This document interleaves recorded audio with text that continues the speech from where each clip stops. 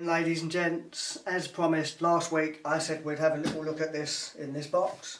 In this box is one of the most ridiculous incandescent lamps that I've ever come across. It uses 20,000 watts, so it's going to be like having 20 electric fires on all at once. Hopefully we'll have enough power to power it up on full power. So let's open it up carefully and have a little look at it, shall we? I'm going to remove this light bulb from the packing, very carefully of course. It's well packed. That is a light bulb. Let's get it out without busting it. This lamp is just over 1/2 metre in length. It doesn't have a filament in it, chaps. It has 8 garage door springs. How can you call that a filament? Look at it. They are enormous. 20 kilowatt. That is going to get hot. That's half the width of my finger, one of them springs. I shouldn't call them springs, they are a filament, but I don't know how you can call that a filament. That's like ridiculous. This cable is 16mm cross-sectional area, and it should be able to handle 80 amps for a short time, and that's connected to that lamp holder. So I think we ought to plug this lamp in and give it some slowly so we can have a look at it. Let's get it in there carefully. Cool, that's tight, but we want it tight for a good connection, don't we? This lamp is now connected to a 12-volt battery charger, and we're going to observe something very interesting with the filament. A typical characteristic of these incandescent lamps is that when the filament is cold, it will take on loads and loads of amps, and it's only when they begin to glow red slightly that the resistance increases and the current becomes more normal.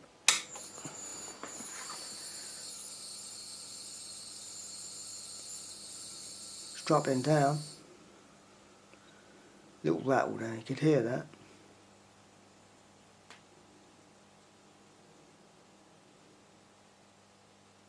Still not glowing yet. Alright, so it's dropped down to 20 amps.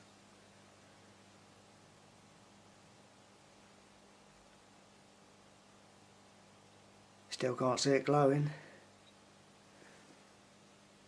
I can just about see it, it's coming. There you are. I'm behind the camera and I can actually feel the heat from that on my face. That is ridiculous. But of course that's only 12 volts. And the current there has dropped. But it is quite an initial start up. That's surprisingly loose in there. When you rattle it, you can see the supports. Well, that's cool. Yes, so the heat's rising slightly, and the burning positions on these are vertical, plus or minus 45 degrees. So it needs to be vertical, 45 degrees or less, that way or that way. And it can operate vertically, but I'm going to avoid that because there's going to be a lot of heat right at the top. So the best position, I think, would be like that. So we don't get all that intense heat all building up on the top. I think it needs a bit of that. All of it. Should we get the extension lead out? As with most high-powered lamps, it's advisable to clean the envelope if you've accidentally touched it, or perhaps even if you haven't, because if you get fingerprints on that quartz envelope, it can prematurely damage it and it can make the envelope rupture, which is something we don't want. There's not a lot of pressure in there, but it is backfilled with halogen. There's the sealing nipple at the top, and this one definitely looks intact, otherwise it would have filled up with smoke even at low power. These are the 2 wires what come from the lamp holder, 100 amp connector block, so we're going to connect these up and then power it up. Input, output. And that's designed for 100 amps, so we should be alright there. Let's plug it in then, shall we, boys?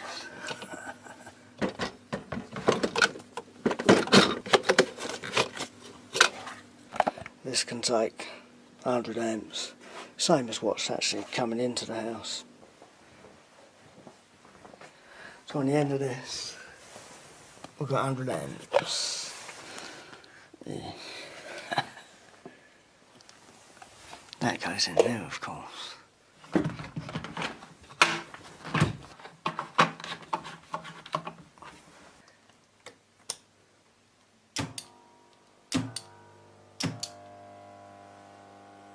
Right, I've allowed 95 amps on this input, 90 amps on this output.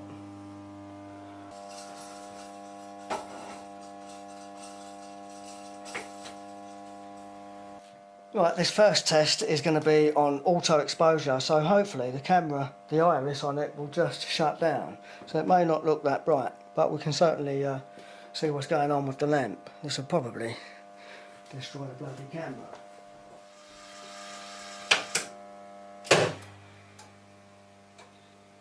That is pulling 45 amps on the main side, 67 amps.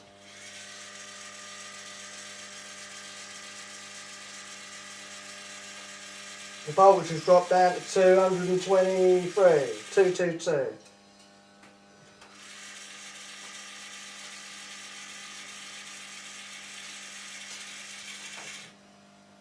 £94 amps on the mains, 20 kilowatt I've got up here. Nice and quiet. Oh, the heat.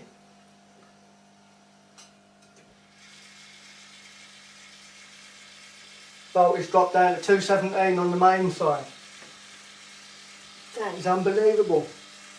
Look, it's broke me out in a sweat. Bloody hell. It's like having a bonfire in the middle of the room.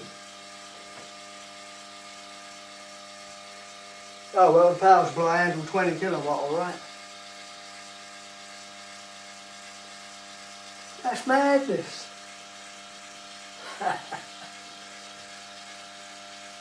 I can't see anything now.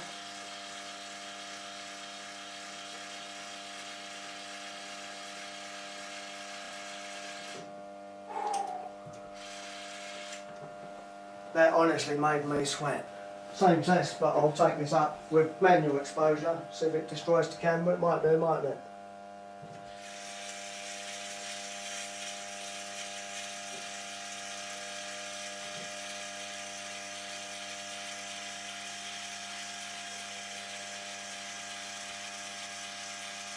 Three kilowatt.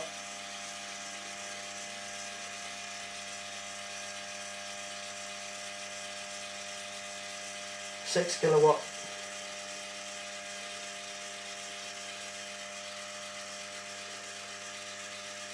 Ten kilowatt.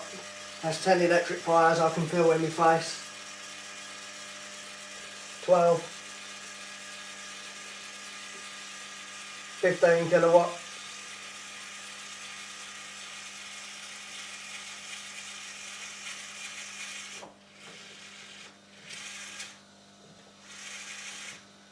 $20 kilowatt. 95 amps were pulled on the mains. That's a lot. Can't have that, can we?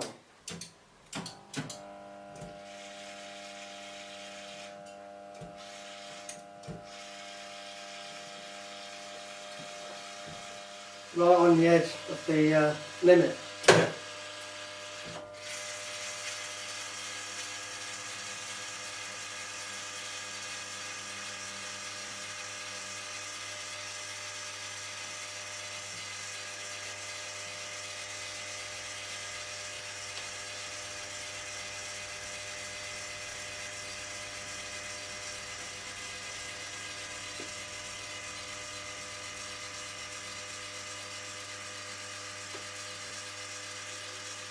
$12 kilowatt.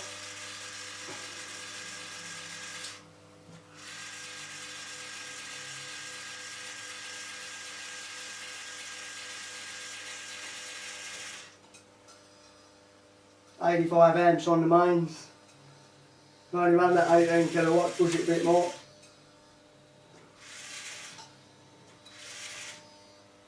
Putting in 94 amps. We are at 20 kilowatt. 87 amps, 230. See if it can break that. Easy. Woo. Quick test outside, manual exposure. Take that just out of shot. Let's go crank it up.